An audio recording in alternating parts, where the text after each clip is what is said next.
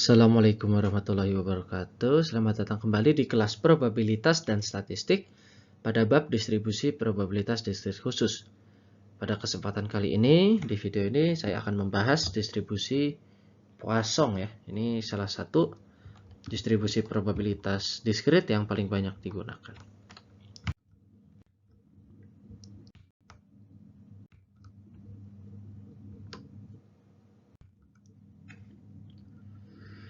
Kalau kemarin kita mempelajari distribusi dengan menggunakan eksperimen binomial, lalu di sini kita menggunakan yang namanya eksperimen Poisson. Ya. Bedanya apa dengan binomial? Eksperimen Poisson ini, eksperimen ini melibatkan random variable X, yaitu jumlah sukses yang terjadi pada suatu rentang tertentu.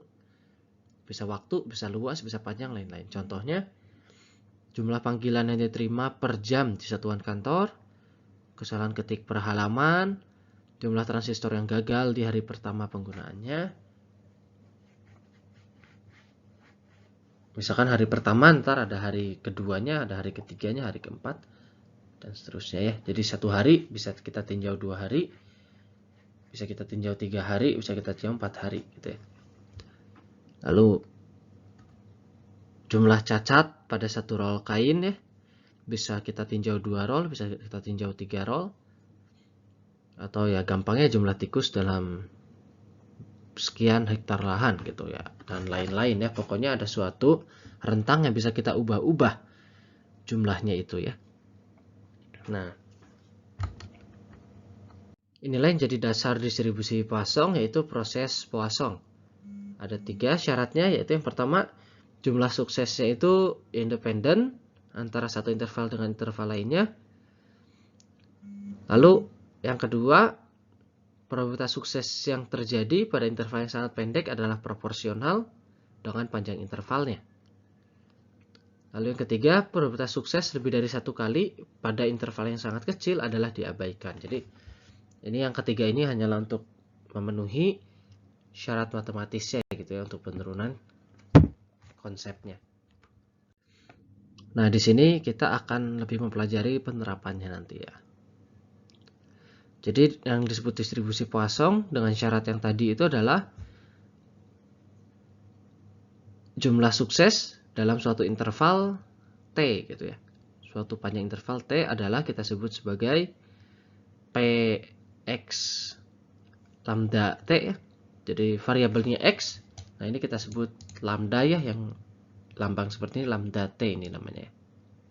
Lambda T itu sama dengan eksponensial dari negatif lambda T dikali lambda T pangkat X dibagi X faktorial. Oke. Nah, ini E-nya ini bilangan natural ya, eksponensial. Nah, di sini ada istilah baru, yaitu kita menggunakan lambda. Jadi bukan dalam bentuk probabilitas seperti di binomial, tapi dia bentuknya adalah jumlah sukses per satuan interval waktu gitu ya. Jadi bisa nilainya lebih besar dari 1, bisa lebih kecil dari 1. Min dan variansinya dari distribusi Poisson ini adalah lambda dikali T ya. Dua-duanya sama, jadi minnya lambda T dan variansinya juga lambda T.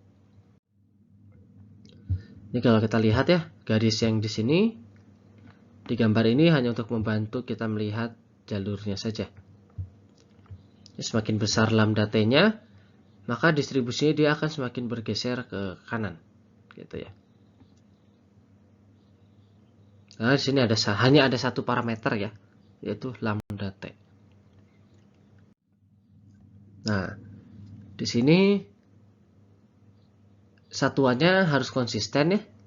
Misalkan rata-rata jumlah orang yang positif COVID per orang itu adalah 4,1 dikali 10 pangkat min 5. Ini untuk lambdanya, ini maksudnya lambda T-nya ini ya. Semua ini. Nah, yang kedua, kalau kita tinjau 100 orang, maka rata-rata jumlah positifnya akan menjadi 4,1 dikali 10 pangkat min 3. Atau yang atas ini kita kali 100 gitu ya. Lalu kalau kita tinjau per 10.000 orang, maka ini kali 100 lagi aja. Kali 100 lagi. maka kali 10.000 totalnya itu jadinya seperti yang terlihat ya. Nah, ini satuannya konsisten. Kalau kita tinjau per 1.000.000 orang, ya maka dari sini kita kali 1.000.000 gitu. Ya, kali 1.000.000 yang mana hasilnya adalah sama dengan 41 ya. 41. Nah, contohnya kalau misalkan di Kota Bandung ada konser musik. Nah, kalau ada satu aja orang di tempat situ yang membawa virus COVID, maka bisa kita katakan seluruh orang di tempat itu terpapar COVID-19. Ya, ini contoh di binomial juga kita gunakan. Ya, dengan angka yang sama, rate-nya itu adalah 4,1 dikali 10 pangkat min 5 positif COVID-19 per orang. Nah, karena kita tinjau 1.000 orang, maka kita gunakan T-nya itu 1.000. Lambda dikali T dikali 1.000 itu sama dengan 0,041. Nah, ini adalah lambda T-nya. Sehingga kita hitung probabilitas setidaknya terdapat satu orang positif COVID. Itu bisa dilihat sama dengan 1 dikurangin probability X sama dengan 0 atau komplement dari kejadian tidak ada yang COVID sama sekali. Jadi kalau ada kejadian tidak ada COVID sama sekali, maka komplemennya adalah ya setidaknya terdapat satu orang positif COVID-19 ya. Nah, setelah dihitung dapat hasilnya 0,04017. Nah, ini kalau kita menggunakan tabel menghitungnya,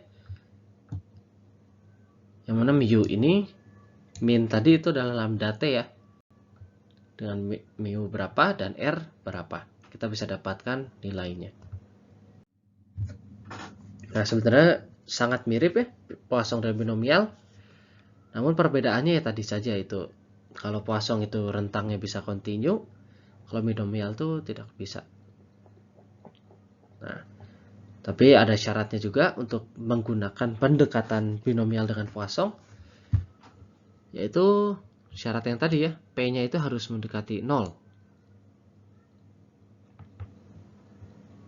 Jadi syaratnya itu N-nya cukup besar dan P-nya cukup kecil. Ya. Nah, sehingga proses Poisson akan mirip dengan proses binomial. Nah, kalau kita punya nilai seperti itu, N-nya sangat besar, P-nya mendekati 0, kita bisa mengestimasi distribusi binomial dengan Poisson. Ya.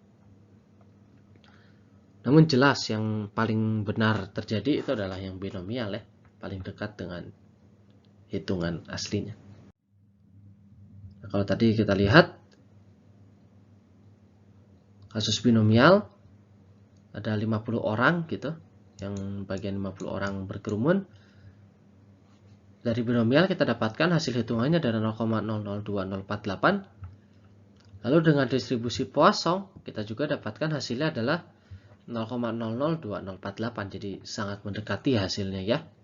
Kalau kita perpanjang, kita buka lagi ininya, itu ada perbedaan.